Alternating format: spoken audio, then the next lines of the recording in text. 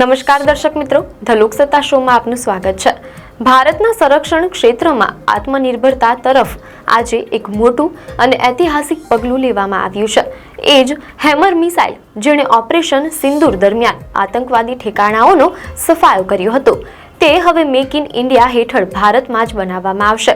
આ મિસાઇલનું સ્વદેશીકરણ કરવા માટે સરકારી company Bharat electronics limited BEL અને ફ્રાન્સની દિગ્ગજ કંપની સાફરાન ઇલેક્ટ્રોનિક્સ એન્ડ ડિફેન્સ વચ્ચે એક મહત્વનો કરાર થયો છે। આ ભાગીદારીથી ભારતીય વાયુસેના અને નૌસેનાની ઓપરેશનલ જરૂરિયાતોને દેશમાં જ પૂરી પાડવામાં આવશે। આ પ્રોજેક્ટનું મુખ્ય લક્ષ્ય છે હેમરનું 60% સુધી સ્વદેશીકરણ કરવું। ભારત ઇલેક્ટ્રોનિક્સ લિમિટેડ BEL અને ફ્રાન્સની સાફરાન ઇલેક્ટ્રોનિક્સ એન્ડ ડિફેન્સ વચ્ચે થયેલો કરાર ભારતના સંરક્ષણ ઔદ્યોગિક આધારને મજબૂત કરવાના BELના નિર્ધારને દર્શાવે છે।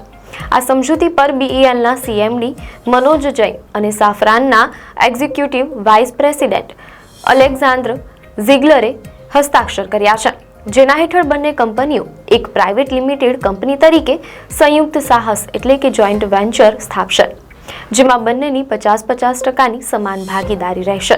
આ નવી કંપનીની મુખ્ય જવાબદારી હેમર સિસ્ટમનું નિર્માણ, પુરવઠો અને લાંબા ગાળાનું જાળવણી એટલે કે મેન્ટેનન્સ સંભાળવાનું રહેશે।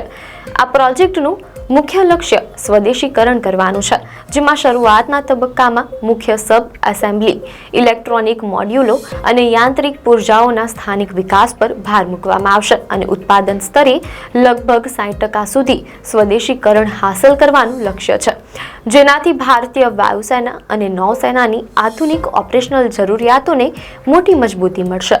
હેમર મિસાઇલની ચર્ચા ત્યારે શરૂ થઈ જ્યારે ઓપરેશન સિંદૂર દરમિયાન પાકિસ્તાન સ્થિત આતંકી કેમ્પ પર તેના ઉપયોગની વાત સામે આવી। 6 અને 7 મેની મધ્યરાત્રિ દરમિયાન કરવામાં આવેલા હુમલાઓ એટલા ગણતરીપૂર્વક અને સચોટ હતા કે આતંકી ઠેકાણાઓ સિવાય અન્ય કોઈને નુકસાન થયું ન હતું, જે તેની સચોટ હુમલા કરવાની ક્ષમતા દર્શાવે છે।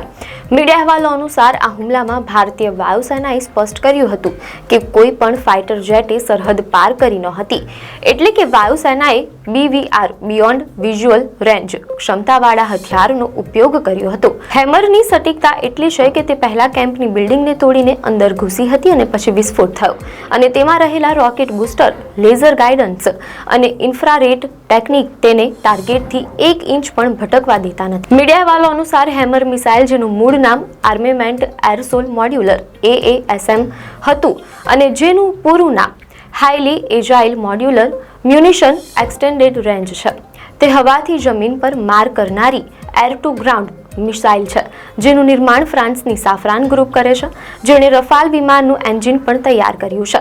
તેની મુખ્ય ખૂબીઓમાં તેની પ્રભાવશાળી મારક ક્ષમતાનો સમાવેશ થાય છે, જેમાં તે ઊંચા વિસ્તારોમાં 60 થી 70 કિલોમીટર દૂર સુધી અને નીચા વિસ્તારોમાં 15 કિલોમીટર સુધી દુશ્મનના ઠેકાણાઓને તબાહ કરી શકે છે।